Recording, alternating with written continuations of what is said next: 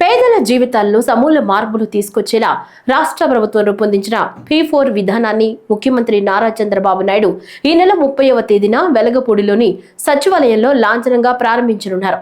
ఈ నేపథ్యంలో కార్యక్రమానికి సంబంధించిన ఏర్పాట్లను రాష్ట్ర ప్రభుత్వ ప్రధాన కార్యదర్శి కె విజయానంద్ ఈ రోజు సమీక్షించారు. రాష్ట్ర సచివాలయం నుంచి ఆయన జిల్లా కలెక్టర్లు, సంబంధిత శాఖల అధికారులతో దృశ్య మాధ్యమ విధానంలో సమీక్షించారు. P4 తో సమాజంలో పేదరిక నిర్మూలనే లక్ష్యమని ప్రభుత్వ ప్రధాన కార్యదర్శి తెలిపారు.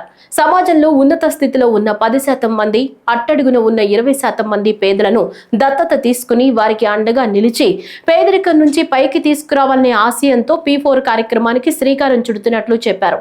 ఈ కార్యక్రమానికి వచ్చేవారు ఆదివారం మధ్యాహ్నం 3 గంటలలోపు వేదిక వద్దకు రావాలని ఆయన సూచించారు. ఈ కార్యక్రమం కోసం రాష్ట్ర వ్యాప్తంగా అన్ని అసెంబ్లీ నియోజకవర్గాల నుంచి స్వయం సహాయక సంఘాలు, విద్యార్థులు, రైతులు, ఉపాధి కూలీలను ఆహ్వానించినట్లు తెలిపారు.